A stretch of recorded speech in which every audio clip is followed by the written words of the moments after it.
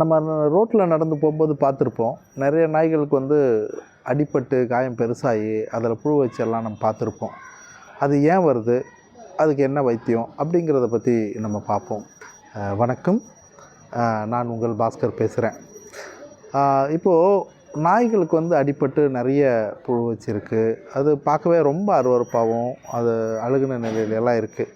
அதுக்கு என்ன காரணம் அப்படின்னு பார்த்தோம்னா, நாய்கள் வந்து ஒன்றோட ஒன்று சண்டை போடுறதுனாலையோ இல்லை மனிதர்கள் அதை அடிக்கிறதுனாலையோ அவங்களுக்கு ஒரு காயம் ஏற்படும். சின்னதாக தான் இருக்கும் அந்த காயம். சில நேரங்களில் புண்ணு கூட வரும்.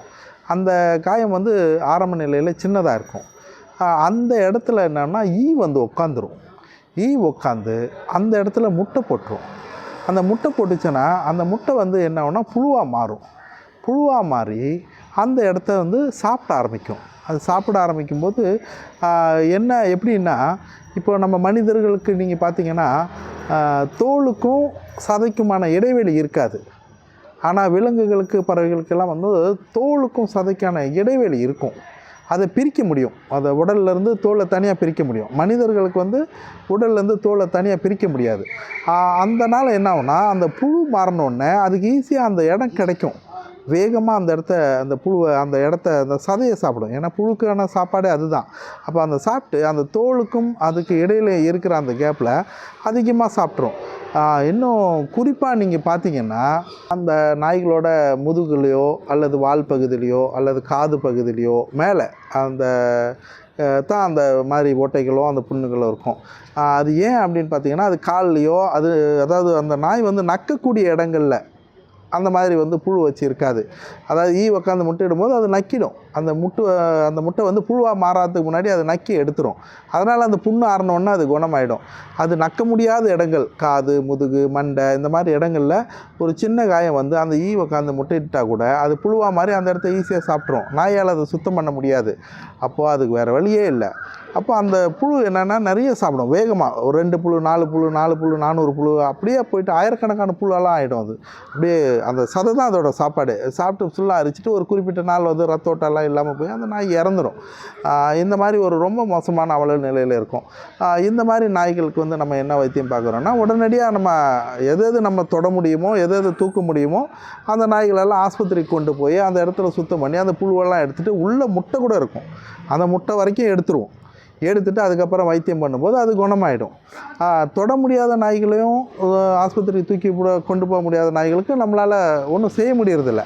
இப்போ அந்த மாதிரி நாய்களுக்கு வந்து என்ன செய்கிறோன்னா, தற்காலிகமாக வந்து வேப்பெண்ணெய் கூட ஊற்றுவோம். வேப்பெண்ணெய் ஊற்றும் போது என்ன ஆகும்னா, மேலே இருக்கிற அந்த ஓட்டலை அந்த வேப்பெண்ணெய் இருக்கிற அளவுக்கு புழு வரைக்கும் இறந்துடும். ஆனால் உள்ளே போய் சாப்பிட்டு இருக்கிற புழு அது அப்படியே உயிரோடு இருக்கும். அது உள்ள வரைக்கும் இல்லை. ஆரம்ப காலகட்டத்தில் வேப்பெண்ணெய் வந்து ரொம்ப சிறந்தது. ஆனால் கொஞ்சம் பெருசாகிட்ட பிறகு உள்ளே இருக்கிற புழுவை வேப்பெண்ணெய் சாகடிக்கலை. இது என்னோடய அனுபவத்தில் சொல்கிறேன். இந்த மேல் புழு வரைக்கும் சாகடிச்சு, ஆனால் உள்ள புழு உயிரோடு போயிட்டே இருக்கும். டிமேக் ஸ்ப்ரே முழுசாக அடிச்சிங்கன்னா அது உள்ளே இருக்கிற புழு வரைக்கும் சாகடிக்கும். ஆனால் டிமேக் ஸ்ப்ரே அடிக்கிறதுல என்ன பிரச்சனை இருக்குன்னா, ஒன்று அடிக்கும்போது எரிச்சலாகும், அந்த நாய் ஓடிடும். அப்படியே அடிச்சிட்டாலும் அடுத்த நாள் உங்களை நம்பி வராது, சாப்பிட்றதுக்கு கூட உங்களை நம்பி வராது. அதனால் நம்ம ஏதோ வைத்தியம் பண்ணுறோம்னு அந்த மாதிரி வேப்பெண்ணெய் ஊற்றினா குளிர்ச்சியாக இருக்கும், அந்த பிரச்சனை வர்றதில்ல. டிமேக் ஸ்ப்ரே அடித்தா அந்த பிரச்சனை வருது. அப்போது தொட முடியாத நாய்களுக்கு வேறு வழியே இல்லை. ஏன்னா தூக்கிட்டு போனாலும் தொடர்ந்து ஒரு வாரம் ஆஸ்பத்திரிக்கெல்லாம் தூக்கிட்டு போகணும். பிடிக்கவே முடியாத நாயை நம்ம அப்படி கொண்டு போக முடியும்? அதனால் டாக்டர்களோட அறிவுரைப்படி நான் வந்து சிம்பாரிக்கா டேப்லெட் வாங்கி ஈரலை பிசைஞ்சிட்டு அதில் வந்து சின்ன சின்ன தூளாக்கி அதில் வச்சு உருட்டி கொடுத்தேன்னா சாப்பிட்றாங்க. அது எப்படி கொடுக்குறேன்னா, ஒரு 10 to 20 kg, அதுக்கு ஒரு லிமிட் இருக்குது. 20 to 40 அது அடல்ட்டு. இது வந்து 10 to 20 வந்து அந்த பப்பி. அந்த இது சின்னதாக இருந்தால் அந்த 10 to 20 கொடுத்தா போதும். பெருசாக இருக்குது, 20 கிலோவுக்கு மேலே நல்லா பெருசாக இருக்குன்னா அதுக்கு அந்த அடல்ட்டு அந்த 20 to 40 அந்த மாதிரி மாத்திரையை வாங்கி ஈரலில் பிசைஞ்சு அதுக்கு போட்டால் சாப்பிட்ரும். சாப்பிட்டுட்டா வேறு எந்த மாத்திரை போட வேண்டியதாக இருக்கிறதில்ல. அதுக்கப்புறம் வேப்பெண்ணெய் மட்டும் ஊற்றினா போதும். அதுக்கப்புறம் ஆனால் நல்ல சத்தான சாப்பாடு கொடுக்கணும். ஏன்னா அவ்வளோ வேறு எதுவுமே இல்லாத புழுவை சாகடித்து அது குணமாக்குதுன்னா அவ்வளோ தொழில் பவர்ஃபுல் மாத்திரையாக தான் அது இருக்கும். அதனால் அதுக்கு சத்தான சாப்பாடு ரொம்ப ரொம்ப முக்கியம். அந்த மாதிரி தான் நான் வந்து அந்த மாதிரி சிம்பாரிக்கா டேப்லெட் போகிறதுக்கு ரொம்ப சத்தான சாப்பாடு கொடுப்பேன். அது வந்து நிறுத்தவே மாட்டேன். அதே மாதிரி முக்கியமான இதில் குறிப்பு என்ன எடுத்துக்கன்னா, சாப்பாடை நிறுத்தின நாய்களுக்கு நிச்சயமாக சாப்பிடாத நாய்களுக்கு, பாதிக்கப்பட்டு சாப்பிடாமல் இருக்கிற நாய்களுக்கு இந்த மாத்திரையை கொடுக்காதீங்க.